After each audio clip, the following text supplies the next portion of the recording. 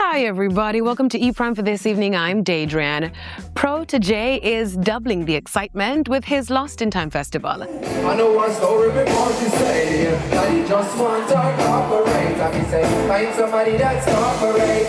Let's lose in time more appropriate. The highly anticipated Lit Fest returns next month with not just one, but 2 days of excitement. The singer made the revelation on Tuesday evening via social media.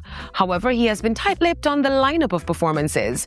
Now, previous performers, including Jesse Royal, Mortimer, Chronix, Romain Virgo, and Lila Ike, have reacted positively to the announcement. Lost in Time Fest is set to take place on February 28 and March 1 in Kingston. Can't wait. Now, Bob Marley Group of Companies plan to celebrate the Gong's 81st birthday in style.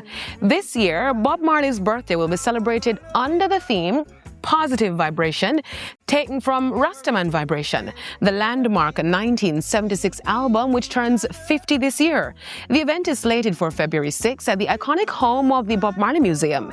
Inspired by Jamaica's resilience after Hurricane Melissa, Positive Vibration highlights rebuilding stronger together through community partnerships that restore homes, livelihoods, and education. Cedella Marley, CEO of the Bob Marley Group of Companies, shared that her father would want his children to stand with the people, noting that he showed the world through his own actions and would have been among the first to help, adding that the group is stepping forward to honor his life by caring for the nation's brothers and sisters and spreading positive vibration through action, not just words. Now, on the international scene, Japanese professional tennis player Naomi Osaka brought the glam to the Australian Open in a custom Nike fit before winning her match to advance in the tournament. Now, that's it for ePrime this evening. I'm Daedran. Thank you for watching.